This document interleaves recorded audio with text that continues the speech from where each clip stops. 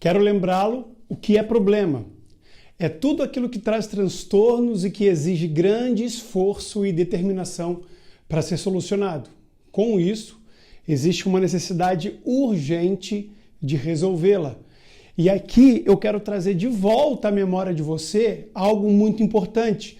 Problema não pode ser apenas administrado, tem que ser resolvido.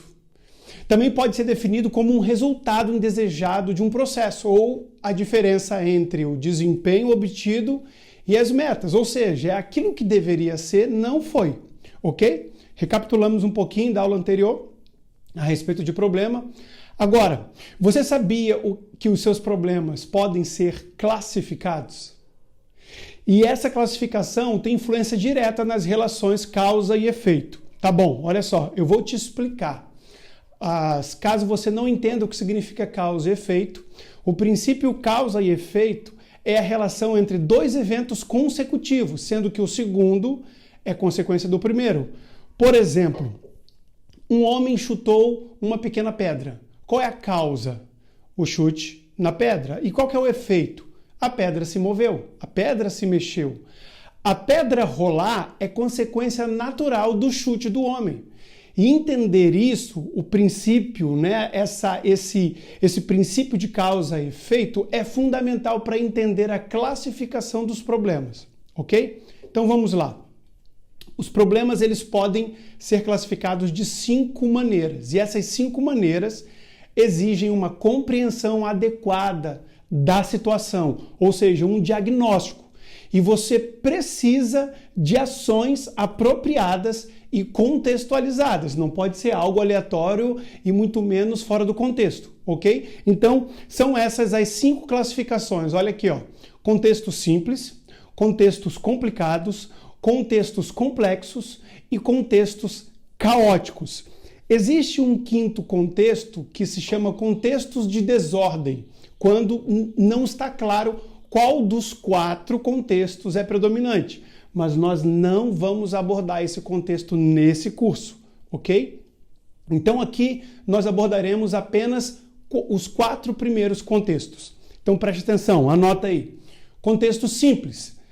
Para resumir, o contexto simples é foco nas melhores práticas.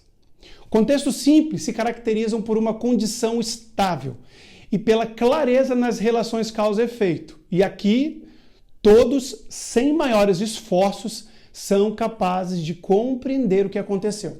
A solução, em geral, está clara e não deixa sombra de dúvidas. Não precisa ter um expert envolvido na solução desse problema. E como todos entendem a mesma coisa, a solução é inquestionável. E a maneira como você constrói a solução do problema, ela é clara e ela é direta. Eu quero dar um exemplo para você. Por exemplo, uma bandeja com 2 xícaras de café em cima sobre a mesa. Café finalizado, né? Essa foto que você está vendo aqui. Pelo menos, a leitura que nós fazemos? Pelo menos 2 pessoas tomaram café sentados à mesa. E é necessário que a mesa seja limpa. Não é muito complicado de você fazer uma avaliação. Um segundo exemplo é o ambiente de trabalho. Essa foto aqui, o que você visualiza?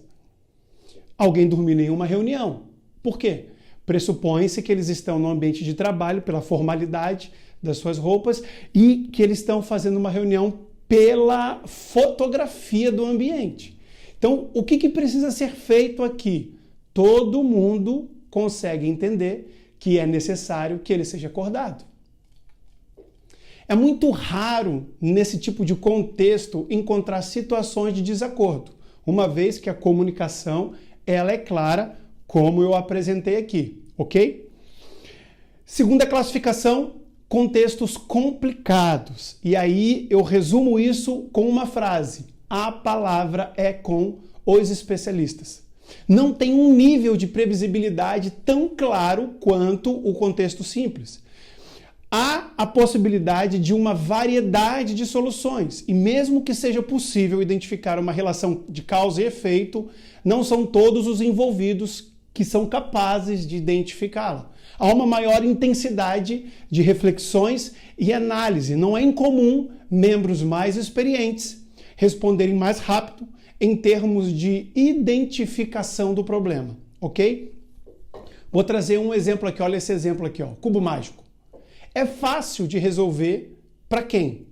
Para quem conhece como funciona, mas é difícil de resolver para quem desconhece o sistema. Conseguiram entender? Contexto complicado, eu posso te resumir uma segunda frase. Chama quem resolve. Então você consegue resolver aquele problema de forma mais simples, porém com um especialista. É necessário uma postura mais investigativa e experiente, que melhor atendem ao problema, ok? Terceira classificação, anota isso daí, contextos complexos, aquela famosa, Houston, temos um problema. É isso aí. Quando a solução se complica, há pelo menos alguma coisa a ser feita.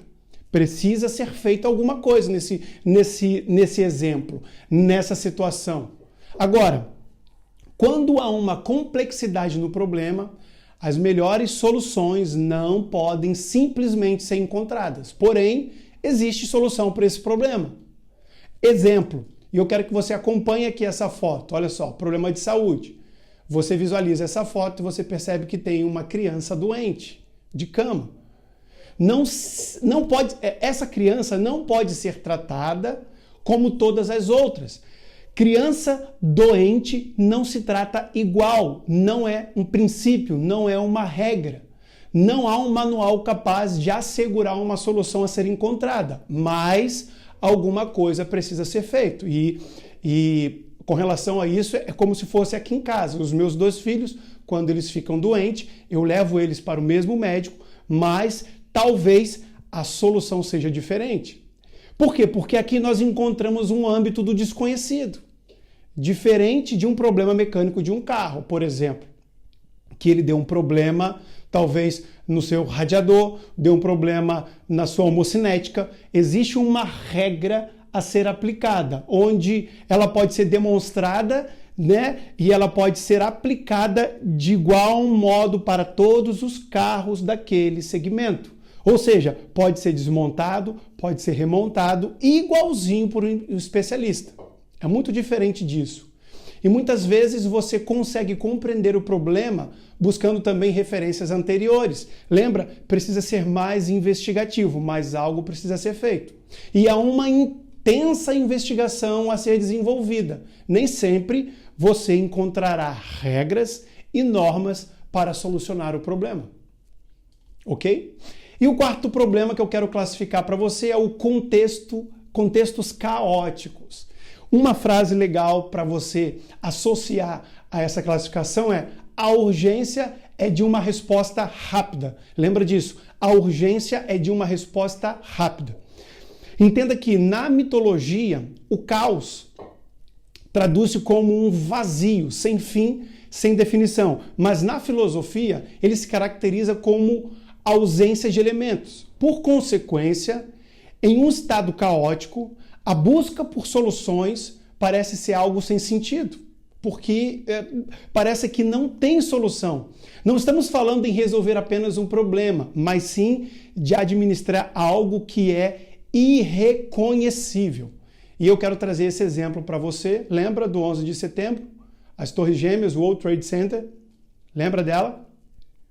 Não existe solução. Você apenas administra o caos como pode. Qual é a solução para isso? Não existe.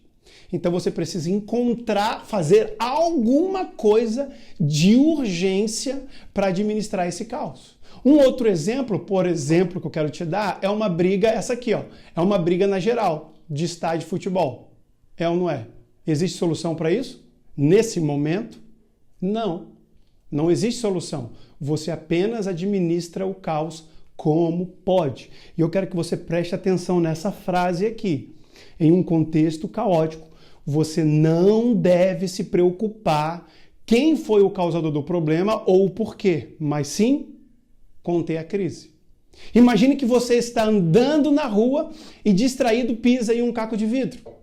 Você faz um corte muito profundo em seu pé. Qual seria a sua reação? Pelo menos de imediato, o que é mais importante? Estancar o sangramento, certo? Até que você faça isso, pouco importa o que o caco de vidro estava fazendo de bobeira lá na rua. A solução do problema em contextos caóticos demandam, primeiro, uma resposta à crise gerada a partir daquele problema, para depois você investigar o causador do problema e os porquês. E aqui, a comunicação é imperativa. Ou faz algo ou morre. Entendeu? Não há tempo hábil para discussão. Agora que você vai dar uma pausa nesse curso, nessa aula, porque eu quero que você faça um exercício muito simples. Embaixo, aqui, do nosso aplicativo, né, dessa página onde você está assistindo essa aula, você vai encontrar um arquivo para fazer download que se chama Lista de Problemas. Qual que vai ser a atividade agora que você vai fazer? Você vai parar tudo, você vai baixar essa lista, esse arquivo, e você vai fazer listas de alguns de seus problemas e classificá-los. Primeiro exercício que eu quero que você faça, ok? Mas lembre-se, você precisa classificar adequadamente os seus problemas, ok? Nos vemos na aula 7.